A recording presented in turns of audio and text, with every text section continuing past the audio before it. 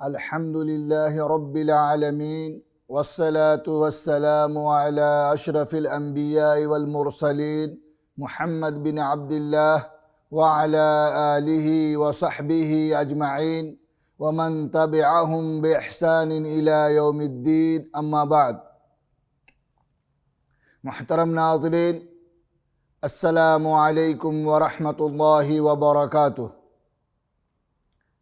آج ہماری گفتگو قصہ قرآن کریم کا 5واں حلقہ ہے. اس سے پہلے والے حلقے میں ہم نے بتایا تھا کہ نبی کریم صلی اللہ علیہ وسلم جب اس دار فانی سے کوچ کر گئے اور اب رفیق اعلیٰ سے جا ملے تو قرآن کریم کی حفاظت دو طریقے سے ہو چکی تھی. پہلا تو یہ کہ بہت سارے صحابہ کرام رضوان اللہ علیہم مکمل قرآن کریم کو حفظ کر چکے تھے، جس میں سے ہم نے بعض کا نام ذکر کیا تھا. دوسری طرح سے قرآن کی حفاظت اس طرح کی گئی کہ قرآن کریم کو مکمل مختلف ٹکڑوں میں مختلف چیزوں پر لکھ کر کے محفوظ کر لیا گیا تھا. محترم ناظرین، آج کے حلقے میں ہم یہ بتائیں گے کہ قرآن کریم خلیفہ اول حضرت ابو بکر صدیق رضی اللہ عنہ کے زمانے میں کس طرح جمع کیا گیا. جیسا کہ ہمیں معلوم ہے کہ قرآن کریم کی تدوین و کتابت یا قرآن کریم کو جمع کرنے کا کام 3 مرحلے میں ہوا. پہلا مرحلہ نبی صلی اللہ علیہ وسلم کے زمانے میں ہوا. دوسرا مرحلہ حضرت ابو بکر صدیق رضی اللہ عنہ کے زمانے میں ہوا، اور تیسرا حضرت عثمان بن عفان رضی اللہ عنہ کے زمانے میں. آج ہم حضرت ابو بکر صدیق رضی اللہ عنہ کے زمانے میں قرآن کریم کے جمع کے بارے میں بات کریں گے. آپ حضرات کو معلوم ہے کہ نبی صلی اللہ علیہ وسلم کے وفات کے بعد مسلمان یا عربی قبیلے اسلام سے مرتد ہونے لگے، اسلام سے خارج ہونے لگے. حضرت ابوبکر صدیق رضی اللہ عنہ کو جب یہ معلوم ہوا تو آپ نے اس فتنے کا جم کر مقابلہ کیا، اور آپ کا اسی مناسبت سے ایک مشہور جملہ تھا، ایہدم الدین وانا حی، کیا دین برباد ہو اور میں زندہ رہوں. یہی وجہ ہے کہ آپ نے اس فتنے کا جم کر مقابلہ کیا. آپ نے ان کے ساتھ لڑائی کی اور مسلمانوں کو اسلام کی طرف بلایا، واپس کیا. الا کہ چند مسلمان اسلام سے خارج ہو گئے جن کا ایمان کمزور تھا، جو بغیر قناعت کے اسلام میں داخل ہوئے تھے. اسی واقعے میں سے ایک واقعہ جنگ یمامہ ہے. یہ جنگ یمامہ مسیلمہ کذاب کے خلاف تھی. اس لڑائی میں بہت سارے صحابہ کرام شہید ہو گئے، جن میں ایک بڑی جماعت تھی، ایک بڑی تعداد تھی جو قرآن کریم کے حفاظ تھے. یعنی قرآن کریم کے حفاظ کی ایک بڑی جماعت شہید ہو گئی. آپ کو خدشہ ہوا کہ کہیں قرآن کریم کا ایک بڑا حصہ ناپید نہ ہو جائے. اس کی تفصیل حدیث میں آتا ہے. یہ واقعہ مفصل بخاری کی روایت بخاری میں ہے، جس کے بارے میں حضرت سعید بن ثابت رضی اللہ عنہ فرماتے ہیں، ارسل الی ابو بکر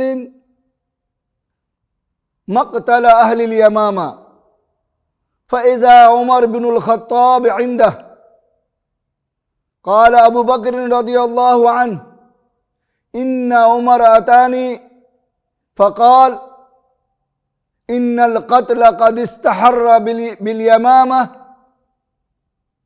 ان القتل قد استحر یوم الیمامہ بقراء القرآن وإني أخشى أن يستحر القتل بالقراء بالمواطن فيذهب كثير من القرآن وإني أرى أن تأمر بجمع القرآن.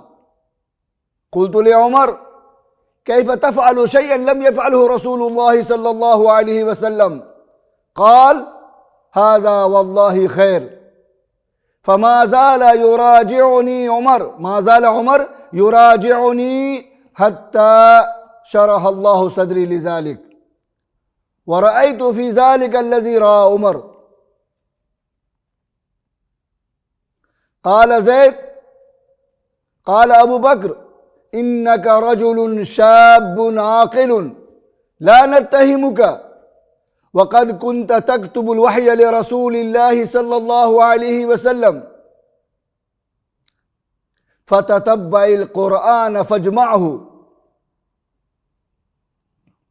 فوالله لو كلفوني نقل جبل من الجبال ما كان أثقل علي مما أمرني به من جمع القرآن.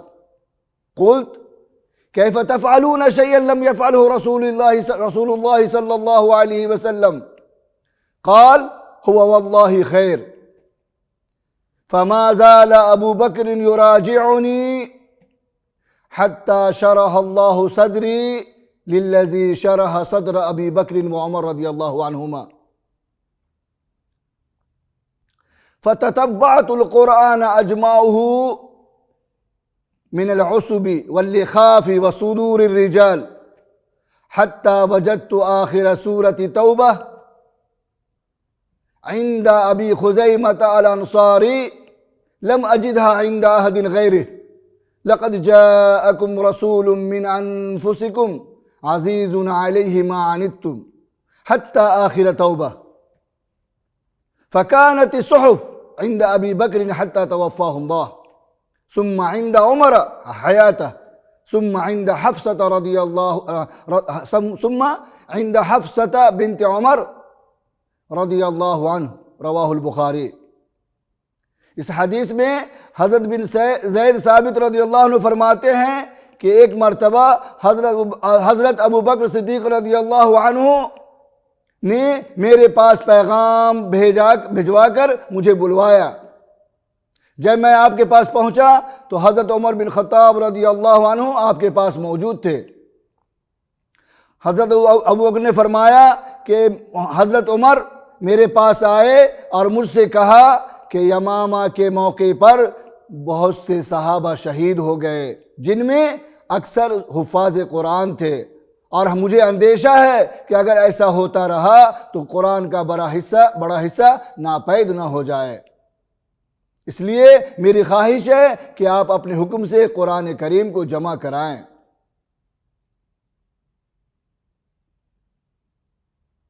حضرت ابو بکر نے کہا عمر سے کہ آپ کیسے یہ کام کر سکتے ہیں جس کو نبی کریم صلی اللہ علیہ وسلم نے نہیں کیا. تو حضرت عمر بولے کہ اللہ کی قسم یہ اس میں خیر ہی خیر ہے، یہ کام بہتر ہی بہتر ہے. اور حضرت عمر رضی اللہ عنہ مجھ سے بار بار یہی کہتے رہے یہاں تک کہ اللہ تعالیٰ نے میری رائے کو میں حضرت عمر کے رائے کے موافق کر دیا.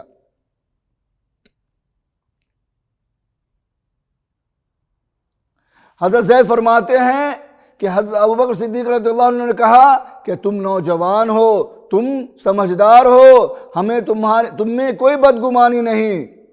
تم نبی کریم صلی اللہ علیہ وسلم کے پاس وہی لکھا کرتے تھے، اس لیے تم قرآن کریم کو تلاش کر کے ایک جگہ جمع کرو.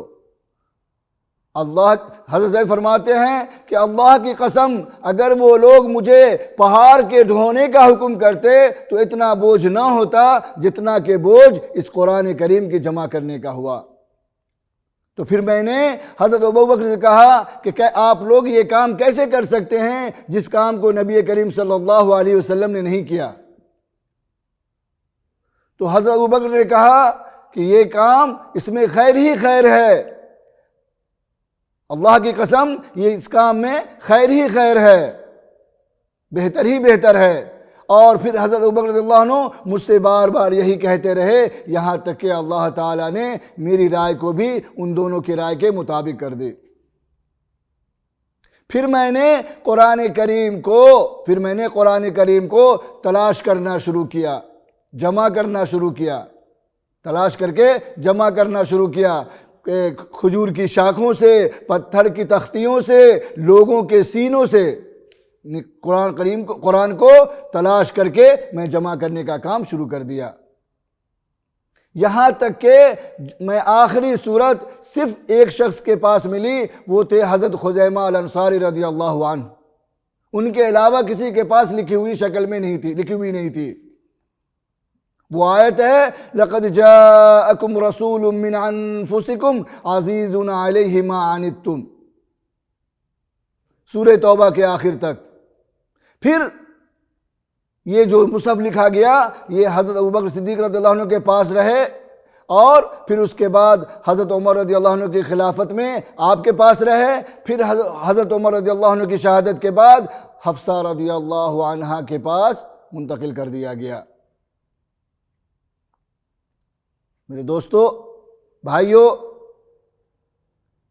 جب یہ قرآن کریم جمع کرنے کا کام حضرت زید بن ثابت رضی اللہ عنہ کو سونپا گیا تو آپ نے اللہ تعالیٰ سے مدد مانگی، اللہ پہ توکل کیا، اور اعلان کیا، لوگوں میں اعلان کیا کہ جن حضرات کے پاس قرآن شریف کی آیتیں لکھی ہوئی ہوں وہ ہمارے پاس لے آئیں۔